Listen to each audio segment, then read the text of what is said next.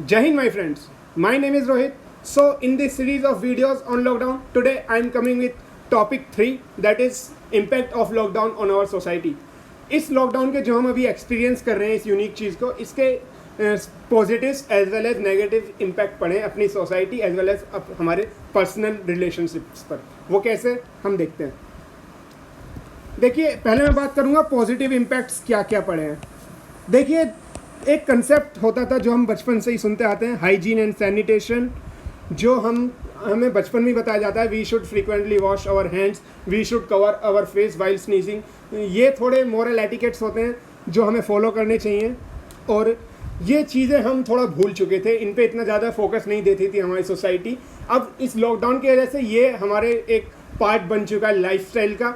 और एक मास्क जो होते हैं, कितनी भी एयर क्वालिटी पुअर हो जाए एक लोकेलिटी की, people use to avoid wear mask, but this lockdown and this कोविड-19 crisis had made a behavioral change in whole of our society, that people are more considerate about hygiene and sanitation and wearing mask. ये चीज़ें अब हम observe करेंगे even after lockdown, जो एक बहुत अच्छी चीज़ है। अब थोड़े नेगेटिव इम्पैक्ट्स पर भी देखते हैं। एक फिलोसोफर थे एरिस्टोटल नाम से, जिन्हें हम अरस्तु भी बोलते हैं। इन्होंने कोट दिया था कि man is a social animal. Man social animal है, he loves interacting with others, he can not be remain isolated from whole of the society. और अब यही हो रहा है, we are isolated from the society. अब इस आइसोलेशन की वजह से क्या हो रहा है, a man is starting feeling more lonely due to this disconnect.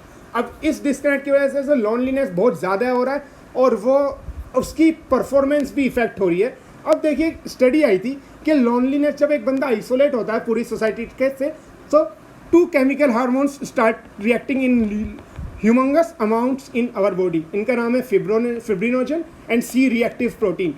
ये 2 केमिकल हार्मोन्स हैं which starts increasing in larger amount, which also affect our physical health. कैसे? ये मेंटल हेल्थ की चीज़ें हैं जिसकी वजह से ये सिक्रीशन हो रहा है इन हार्मोन्स का, और फिजिकल हेल्थ में ये इन्फ्लेमेशन की प्रॉब्लम्स क्रिएट कर रहे हैं, मसल टिश्यू डैमेज इनसे बढ़ रहा है। It's also responsible for increase in our blood circulation and heart rate. ये थोड़े फिजिकल हेल्थ पे इस तरह इफेक्ट डालें। और हाइपरटेंशन की प्रॉब्लम आप अपनी फ्रेंड सर्कल या फैमिली में ऑब्जर्व कर सकते हैं कि ये ज़्यादा बढ़ चुकी है ये आइसोलेशन की वजह से। तो एक चीज़ और हमने सुनी है अभी तक, रिसेशन नाम का कंसेप्ट होता है जिसे हम मंदी बोलते हैं, और ये अभी तक हमने इकोनॉमिक पर्सपेक्टिव में देखा था। अब ये सोशल रिसेशन भी आ गया पिक्चर में कि मैन अकेला है, वो ज़्यादा किसी से इंटरेक्ट नहीं कर पा रहा है, तो सोशल रिलेशनशिप में रिसेशन का चीज़ आ चुकी है अब तक। अब देखिए, हमने एक कंसेप्ट हम बहुत पहले से फॉलो करते आ रहे हैं, सोशल डिस्टेंसिंग का। इसे मैं थोड़ा मॉडिफाई करना चाहूँगा कि आप इस रिसेशन को थोड़ा डील कर पाएँ, जिसकी वजह से सोशल डिस्टेंसिंग की जगह आप इसे बोलें physical distancing. You don't have to disconnect from whole of the society. You have to be in connection with themselves, but you have to follow some physical distancing from them. You can keep in their contact via social media and all. You should talk to them on phone etc. to feel more happy from inside. थोड़ा आपको अच्छा feel करेगा इस वजह से, but physical distancing आप अभी avoid करिए, आप गैदरिंग में जाने से बचें। ये थोड़ी चीज़ें हैं जो आप सोशल रिलेशनशिप में इफ़ेक्ट कर रहे हैं। और एक चीज़ है कि आपके ये पर्सनल रिलेशनशिप को कैसे इफेक्ट कर रहा है। देखिए, एक कंसेप्ट होता है लोनलीनेस, और एक चीज़ होती है आपकी सॉलिट्यूड। ये दोनों थोड़े डिफरेंट चीज़ें। कैसे? Loneliness is something when you want to be in connection with someone, you want to interact with someone, but you don't have anyone to interact with. You are lonely without your own choice, but in solitude you are happy with your own company. If there is someone to connect with, it's okay. If there is not someone, then you are happy with your own company. तो solitude आपका positive concept है, और loneliness है थोड़ा negative concept. और मैं बोल रहा हूँ, आप loneliness को solitude में बदलना चाहिए आपको, क्योंकि आपको लॉन्ग रन में भी काफ़ी हेल्पफुल होगा।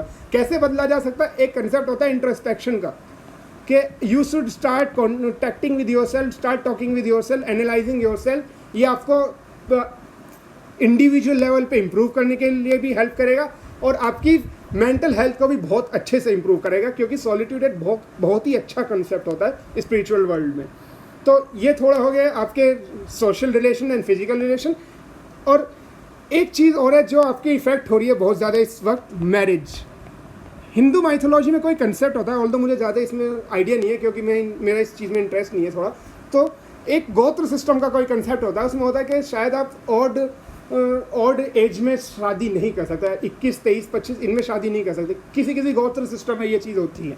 तो अगर मान लीजिए कोई बंदा अभी 23 ईयर्स का है, उसकी इस साल शादी होनी थी and it is being postpone due to this कोविड-19 क्राइसिस, लॉकडाउन, वो शादी नहीं कर पा रहा है। उसकी वजह से क्या हो रहा है, उसको एक साल तो अगले साल तो वैसे ही नहीं कर पाएगा क्योंकि वो इवन एज में एंटर कर जाएगा अकॉर्डिंग टू हिज गोत्र, एंड फिर उसे एक साल और वेट करना पड़ेगा, यानी कि उसकी शादी एक तरह से 2 साल पोस्टपोन हो गई।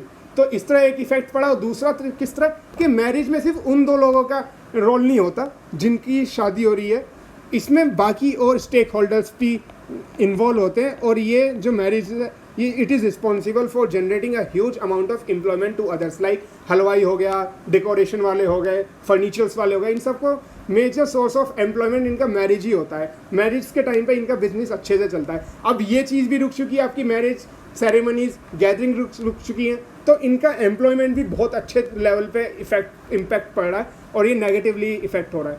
तो ये भी चीज़ है जो मैरिज रुकने की वजह से इस सोसाइटी पे इस तरह इफेक्ट पड़ा है।